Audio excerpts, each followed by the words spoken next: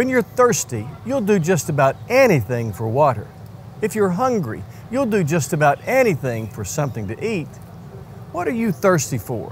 What are you hungry for? By that I mean, what does your heart ache for? What does your soul long for? Welcome to TV, Tennessee Valley Church. Here we are again, overlooking the Sea of Galilee near the beautiful spot where Jesus spoke the words we know as the Beatitudes. This week, we concentrate on Jesus' words, "Blessed are those who hunger and thirst for righteousness." In some translations of the Bible, Jesus' words read, "Blessed are those who hunger and thirst for justice." Justice here means fairness, rightness, as it should be-ness. That's important. Righteousness means as it should be-ness. So Jesus is saying, joy which no one and nothing can take away belongs to those who hunger and thirst for a right relationship with God and who want right relationships among people and who want both so badly they'll work for them.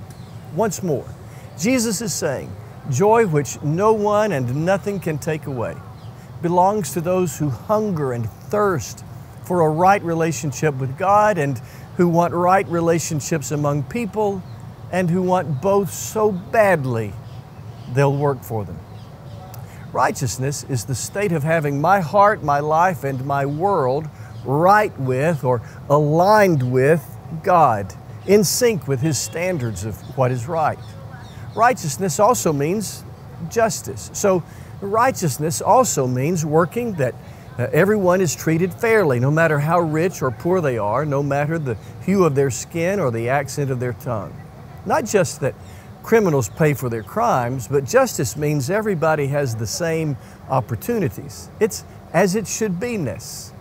Blessed are those, Jesus said, joy which no one and nothing can take away belongs to those who hunger and thirst for a right relationship with God and who want right relationships among people and who want both so badly they will work for them. What do you genuinely long for? What is that one thing for which your heart aches? What do you hunger and thirst for?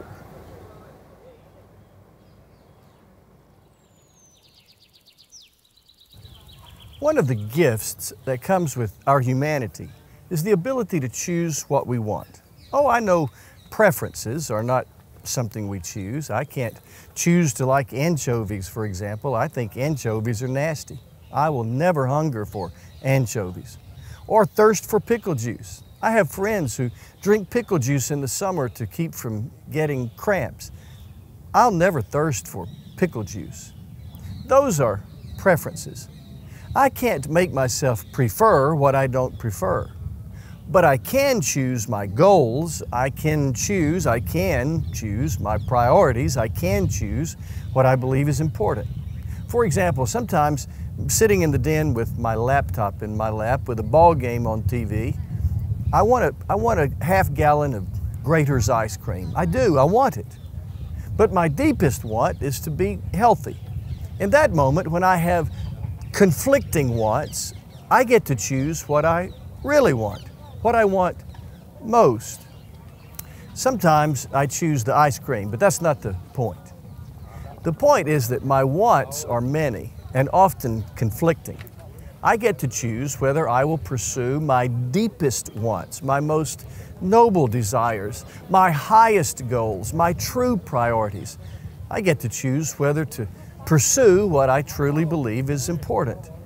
When we want 2 pieces of cake and a strong heart, for example, we get to choose which one we want most. When we want to engage in profitable but unethical business practices and we want to lie down at night with a clear conscience, we get to choose which one we want most. When we want both the thrill of an extramarital fling and the joy of a strong family, we get to choose which one we want most. Get my drift?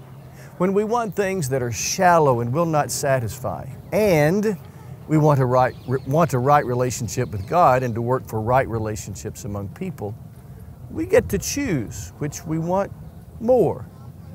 What do you genuinely long for? What is that thing for which your heart aches? What do you hunger and thirst for?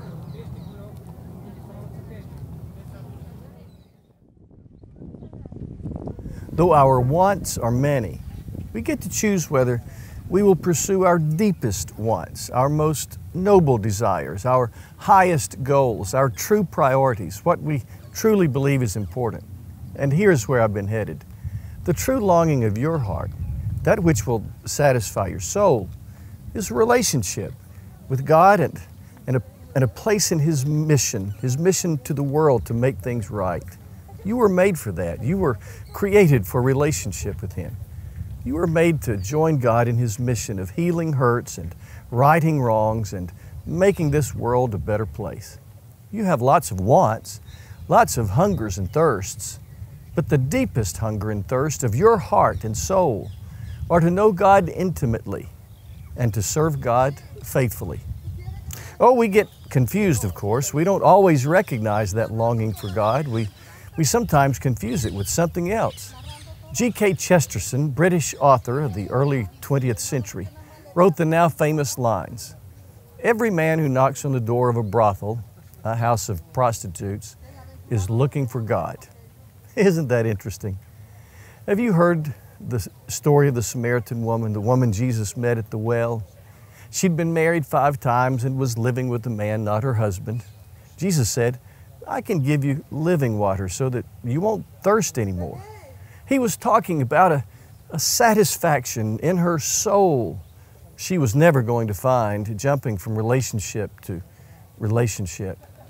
There is within us all a hunger and thirst for God. Psalm 42, 1 and 2 says, "As the deer pants for streams of water, so my soul pants for you, O God. My soul thirsts for God, the living God." We are tempted and intrigued by temporary things, but our soul pants for God. That's how we were wired.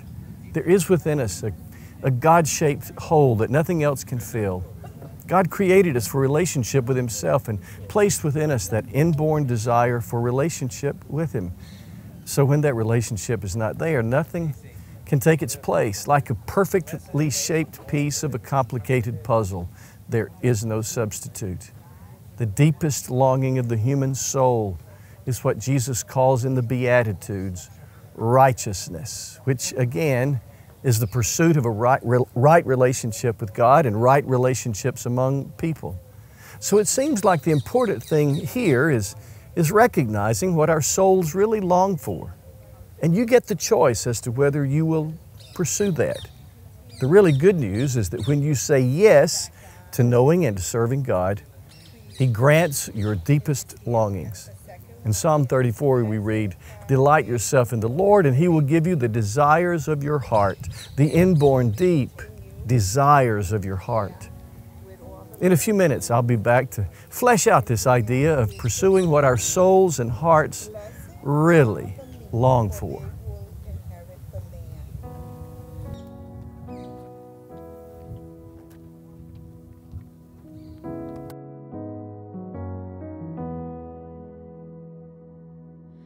All the poor and powerless, all the lost and lonely, all the thieves will come and confess and know that you are holy, and know that you are holy,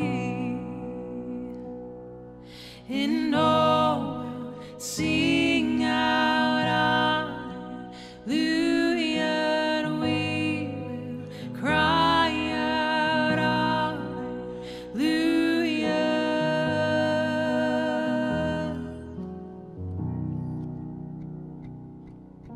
All the hearts who are content, all who feel unworthy, all who heard but nothing left, will know that you are holy, and all will sing out hallelujah.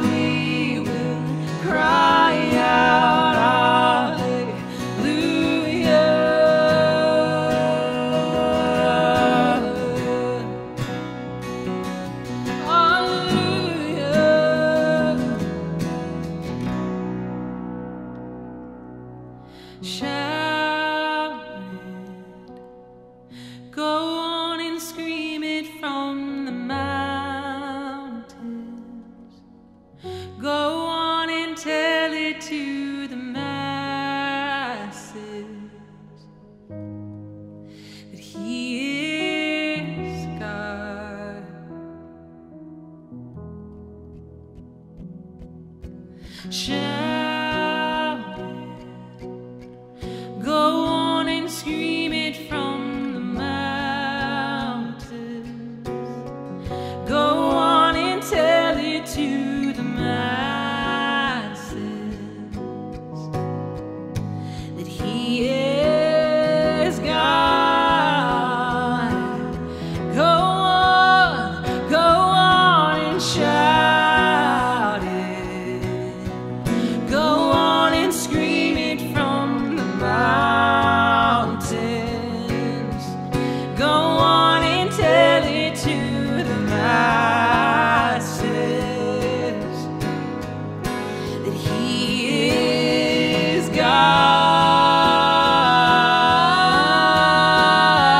Go on and shout it. Go on and scream it from the mountains. Go on and tell it to the masses that He is God.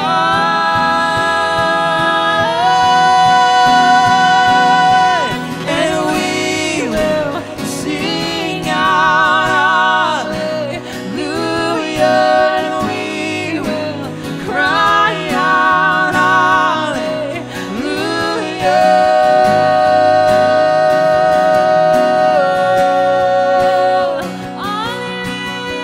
We're crying out.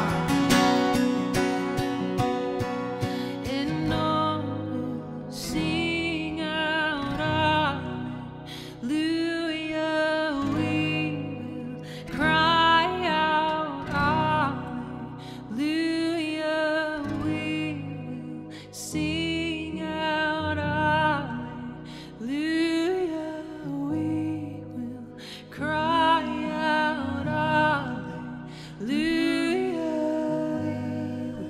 Sing out hallelujah.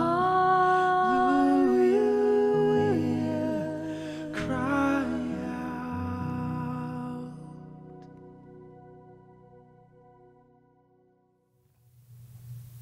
For the past 2.5 years, every Monday evening, Joan Wetzel goes, picks up food, and takes it to a gravel parking lot close to Glenwood Cemetery, close to the Slab, a homeless camp here in Huntsville. And Joan, you and your small group, y'all put it in the wagons, take it to the camp, set up a table, pray over the food, and then feed the homeless. How did this start? We back up a little bit, and on Thursday nights we actually go to Butler Terrace, and it's a community that's right off of Clinton Avenue. It's a low-income housing area, and we at first met in a community room there and had a sit-down dinner church. But since COVID came about, we kind of had to get out of that, and because we couldn't meet there, and we didn't want to break those relationships that we had, so we ended up going door to door and giving out cheeseburgers and chips and having a little Jesus story with them and praying with all of the people there. And one time we had extra hamburgers, and a guy said, hey, well, there's people over at the Slab, which we didn't know what it was, and he told us that it's only like a block over, and it's a homeless tent community, and so we started going there. And then as there was more and more people there, we moved it over to Monday nights. So we go to the Slab on Monday nights, and then on Thursdays we go to Butler Terrace. One of the stories is that there was a young man that was there back when we first started this, and he would let us pray for him, but he was kind of quiet and didn't really say that much. Kind of kept to himself, but he would accept food, and then one time we came and he was just gone, and we didn't know where he went, and other people around there said, well, we think he may have gone to rehab, but we don't really know. And so we just hope for the best, and we do that because lots of people are transient there. They come and go, and then some people stay there for years and years. So then just a couple weeks ago, he came back to the Slab, and he drove, and he looked so much better. He was healthy and smiling, and he came there and remembered that we came on Monday nights and wanted to tell us that he did go to rehab, and he's been clean now for 1.5 years. And he was very excited to tell us that he has a job and he's living with family and he's doing so much better now. And that he was excited that he only has to stay clean like 6 more months, and then he can get into a counseling program where he can be trained to be a counselor to help others. We were so excited to see him, not knowing, you know, what had happened to this young man, and knowing that our prayers were answered and that God did help him, and he has changed his life. And that's why we're there. Is a lot of times we don't know what's going to happen, and we're not there to change people. We're there just to love on them and let God change them. And what a great thing to do, because you're meeting them where they are, you're giving them food, which everybody needs. What kind of reaction do you get from the people there? Very grateful. Lots of people that are there because they're down on their luck and they're having hard times are very open to spiritual conversations. It's a lot easier than we thought it would be to talk about God and Jesus and the things that He can do for us and how we can glorify Him. And we would love for if other people wanted to join us, or if they wanted to start another dinner church, whether it's at a homeless place or it's just with other people that don't feel comfortable coming into a church building. You could have a pizza night or a potluck, or there's many different ways that you can do dinner church. And it's based on the early Christians and how they they just sat around tables and just talked about Jesus as a meal, and that's kind of how the first Christians started doing church. And we can do the same thing, and that would be wonderful if we could have other teams that do that too. Well, Joan, what a great way just to love on people and show them Jesus and love them like Jesus. Thank you so much. Thank you.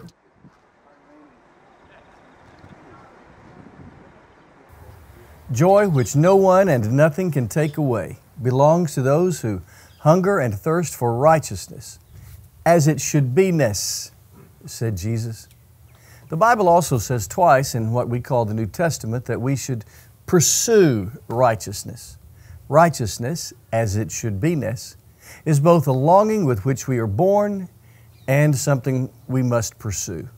Many of us are pursuing things that, frankly, will not satisfy us. In Jeremiah 2 we read, "My people have dug their own cisterns, broken cisterns that cannot hold water."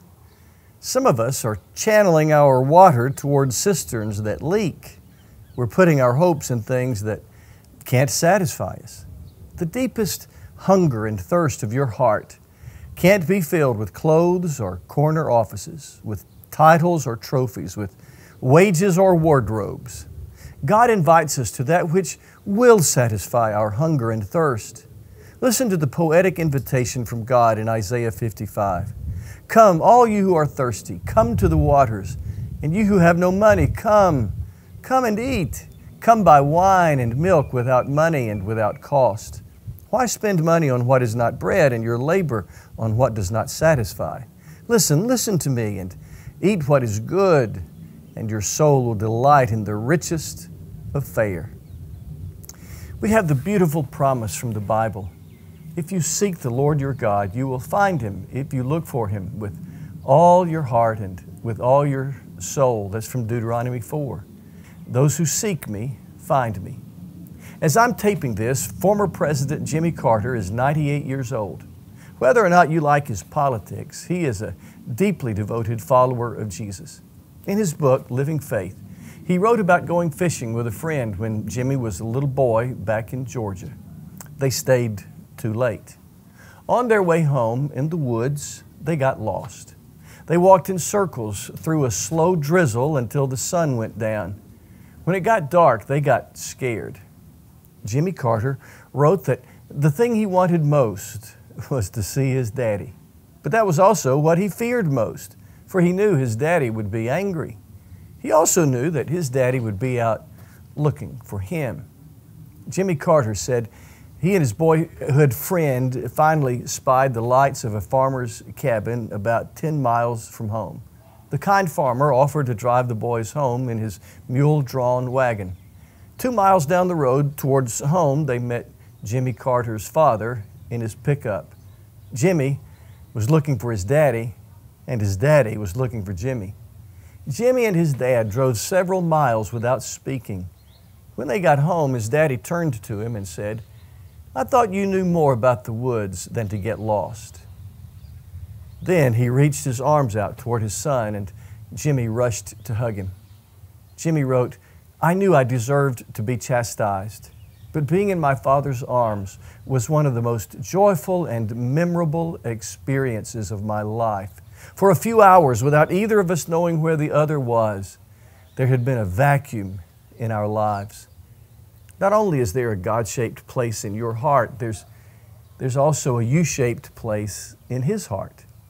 So as you long and search for Him, God is longing and searching for you too. Blessed are those, Jesus said. Joy which no one and nothing can take away belongs to those who hunger and thirst for a right relationship with God and who work to establish right relationships among people. For their deepest thirst and deepest hunger will be satisfied. It's true that our deep hunger and thirst for righteousness will never be completely satisfied here on earth. But I want you to know that for those who trust their lives for here and forever to Jesus and not their own goodness, there is a place where dreams come true, where our highest goals are met, where our deepest longings are fulfilled.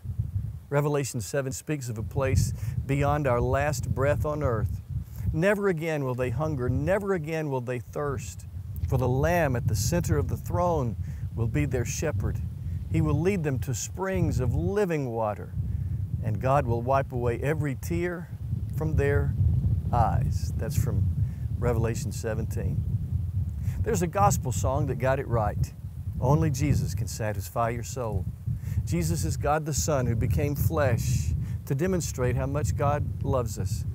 Jesus is the way we know God. He's the one through whom we come to God. It's by following Him that we chase after this righteousness of which we've been talking. So I invite you right where you are to decide to follow Jesus right there and right now. Right there, right now, I invite you.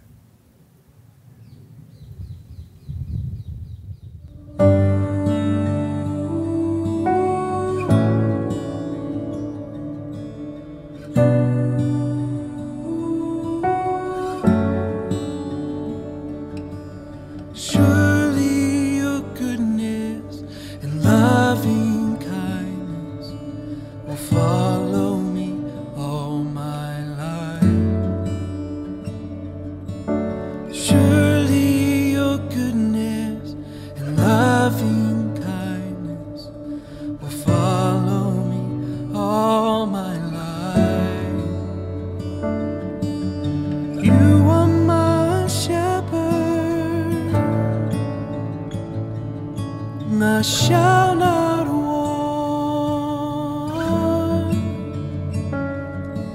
When you are my shepherd,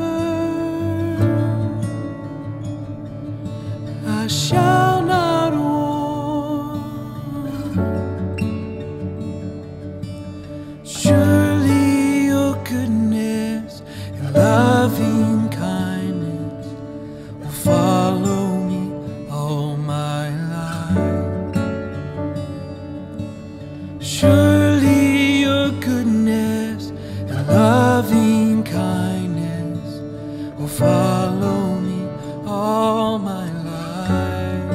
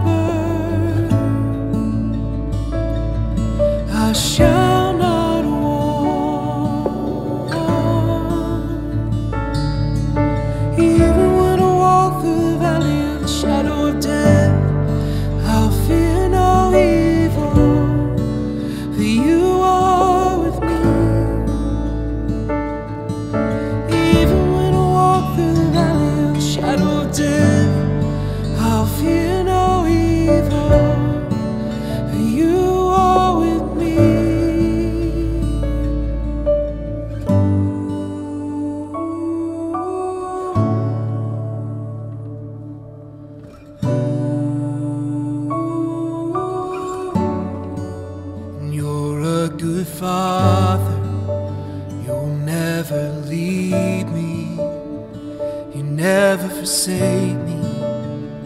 You never forsake me. And you're a good Father. You'll never leave me. You never forsake me. You never forsake me. And you're a good Father. And you'll never leave me. You never forsake me. You never forsake me. And you're a good Father.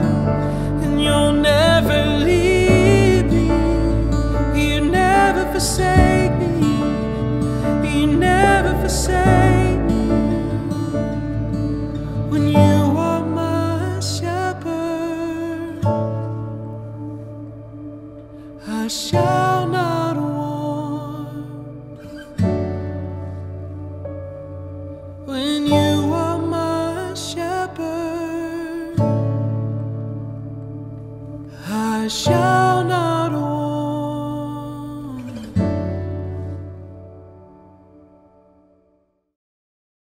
Hi everyone, I'm Holly Knupp, Minister to Median Adults at First Baptist Huntsville. We are folks in our 40s and 50s, married, single, and empty nesters. We'd like to invite you to any of our in-person studies, small groups, or social events. Check out our website or email me at holly@fbchsv.org for more information. We look forward to building community and growing our faith together with you.